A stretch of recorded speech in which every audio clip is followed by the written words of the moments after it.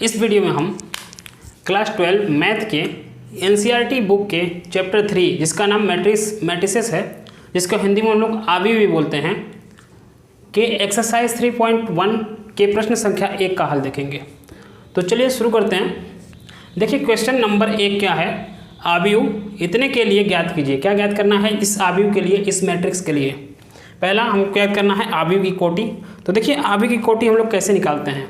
किसी भी आव्यूह की कोटि निकालने के लिए एक सूत्र होता है। कैसे लिखते हैं? पंक्तियों की संख्या,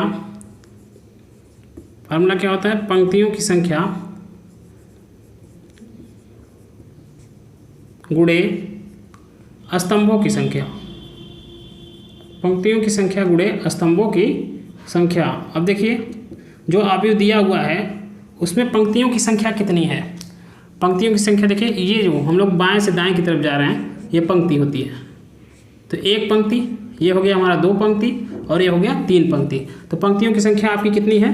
3 है। तो हम लोग यहाँ पे लिख देते हैं पंक्तियों की संख्या 3 है, मल्टीप्लाई बाई। अब स्तंभों की संख्या, स्तंभों की संख्या मतलब क्या? ऊपर से नीचे आइए, ठीक है। देखिए 1 स्तंभ, 2 स्तंभ, ये हो गया आपका 3 स्तंभ और ये हो गया आपका 4 स्तंभ। यानी कि स्तंभों की संख्या कितनी है? 4 है। तो हम लोग यहाँ पे क्या लिख देंगे? 4। यही आपकी आव्यूह की कोटि हो गई, 3 मल्टीप्लाई बाई 4। अब देखिए सेकंड क्वेश्चन में क्या पूछ रहा है आपसे, अवयवों की संख्या, जिसको हम लोग इंग्लिश में एलिमेंट भी बोलते हैं। तो नंबर ऑफ एलिमेंट पूछा जा रहा है इसमें। तो देखिए अवयवों की संख्या आप कैसे निकाल सकते हैं? अगर आपको कोटि पता चल गई आव्यूह की, ठीक है, जो कोटि है 3 मल्टीप्लाई बाई 4, इनको मल्टीप्लाई कर दीजिए। 3 मल्टीप्लाई बाई 4 करेंगे तो कितना आ जाएगा आंसर? 12। तो इसका मतलब आपके अवयवों की संख्या कितनी हो गई? 12। आप ऐसे भी निकाल सकते हैं और काउंट भी करेंगे तो देखिए 12 ही होगा। 1 2 3 4 5 6 7 8 9 10 11 12, ठीक है। अब अगर आपको कोटि पता है तो डायरेक्ट मल्टीप्लाई करिए, लिख दीजिए, ये अवयवों की संख्या हो गई। आपने देखा कि गिनने पर भी 12 ही आ रहा था। तीसरा क्वेश्चन बनता है अवयव A13, A21, A33, इन सब का क्या निकालना है? मान निकालना है।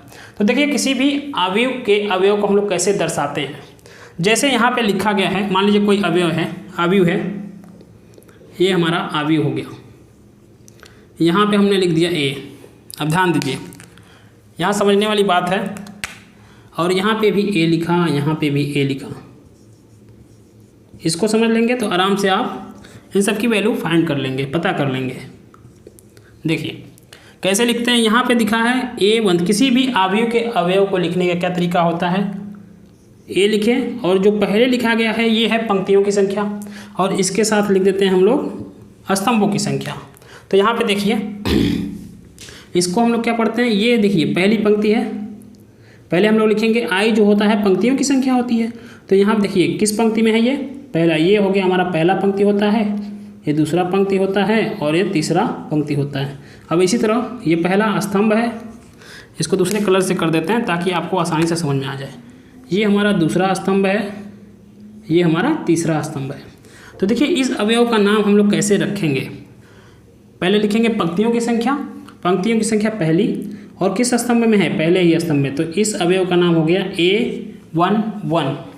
इसी तरह अगर हम लोग इस वाले अवयव का नाम लिखना चाहें तो देखिए ये किस पंक्ति में है? पहले पंक्ति में। पहले पंक्तियों की संख्या ही लिखी जाती है। तो यहाँ हम लोग लिख दिए ये पंक्तियों की संख्या हो गई 1, लेकिन ये किस स्तंभ में था? ये स्तंभ था दूसरे में, तो यहाँ हो जाएगा A12, ठीक है। अगर इसका लिखना चाहें तो देखिए ये किस पंक्ति में है? पहले ही पंक्ति में, तो पहले लिखे 1, और किस स्तंभ में है? तीसरे, तो यहाँ पर लिख देंगे 3। इसी तरह इसके लिए समझ लेते हैं, उसके बाद इस सवाल को हम लोग सॉल्व करेंगे। इसका देखिए ये किस पंक्ति में आ रहा है? ये आ रहा है पंक्ति नंबर 2 में। तो पहले हम लोग पंक्तियों की संख्या लिखते हैं, तो यहाँ लिख दिए 2। कौन से स्तंभ में है? पहले स्तंभ में है, तो हम लोग दिए A1। तो समझ गए होंगे कि A13, A21, A33 इसकी वैल्यू कैसे हम लोग फाइंड करेंगे, इसका मान कैसे निकालेंगे। यहाँ लिखा गया है कि A13 का मान निकालना है। किसका मान निकालना है? A13 का। कैसे निकालेंगे इसको? देखिए A1 लिखा गया है, इसका मतलब पंक्तियों की संख्या 1 है। ये किस पंक्ति में होनी चाहिए? पहले पंक्ति में। देखिए ये पहली पंक्ति है आपकी, ठीक है। और लेकिन स्तंभों की संख्या कितनी है? जो स्तंभों की संख्या आपको दिख रही है 3 है, यानी पहले पंक्ति में है लेकिन तीसरे स्तंभ में, तो कौन होगा? ये वाला होगा। ध्यान से देखिए, ये पहली पंक्ति हो गई और सॉरी माफ़ करिए, ये पहली पंक्ति हो गई और ये तीसरा स्तंभ हो गया। ये क्या हो गया? तीसरा स्तंभ हो गया, ये नहीं होगा। ठीक है, तो आपका A13 का मान हो गया, A13 का मान कितना हो गया? 19। इसी तरह हम लोग A21 का भी वैल्यू का मान निकाल लेंगे। A21 का मतलब क्या? पहले लिखते हैं पंक्तियों की संख्या। पंक्तियों की संख्या कितनी है? 2, यानी इस पंक्ति में कहीं ना कहीं होगा वो। लेकिन देखते हैं स्तंभों की संख्या यहाँ पे 1 है, यानी पंक्ति 2 में होना चाहिए और स्तंभ पहले में होना चाहिए। तो पंक्ति 2 ये है और स्तंभ पहला ये है। इसका मतलब आपका A21 का मान हो गया 35। तो यहाँ लिख सकते हैं क्या? 35। अब देखते हैं A33 की वैल्यू कैसे लिखेंगे हम लोग? ध्यान से देखिए, यहाँ पे पंक्तियों की संख्या भी 3 है और स्तंभों की संख्या भी कितनी है? 3 है। तो पंक्ति हमारी तीसरी ये वाली हुई और स्तंभ देखिए, ये पहला स्तंभ, दूसरा स्तंभ, ये तीसरा स्तंभ, तो यानी ये वाली हो जाएगी वैल्यू। ये तीसरी पंक्ति है, तीसरा स्तंभ है, यानी A33 का मान आ गया आपका -5। अब बचा कौन? A24। तो A24 का मान निकाल लेते हैं। यहाँ पे पंक्तियों की संख्या 2 है, यहाँ पे पंक्तियों की संख्या 2 है, इसका मतलब ये दूसरी पंक्ति में कहीं ना कहीं आएगा।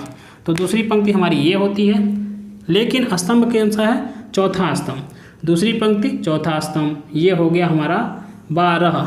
तो A24 का मान हो जाएगा 12। अब बच गया A23, इसका मान निकाल लेते हैं। इसमें देखते हैं हम लोग पंक्तियों की संख्या 2 है, यानी दूसरी पंक्ति में कहीं होगा। स्तंभ की संख्या कितनी है? 3। तो स्तंभ 1, 2, 3, ये वाली वैल्यू A23 की मान हो जाएगी 5/2। ये रहा आपका क्वेश्चन नंबर 1 का हल। अगर वीडियो अच्छी लगी हो तो कृपया लाइक कर दीजिएगा, चैनल को सब्सक्राइब कर दीजिए। आगे भी आपको क्वेश्चन 2 इस तरह पूरे NCERT का सॉल्यूशन आपको मिलता रहेगा। ठीक है, हर एक वीडियो में, एक वीडियो में बस एक ही क्वेश्चन हल कराया जाएगा। थैंक यू, धन्यवाद।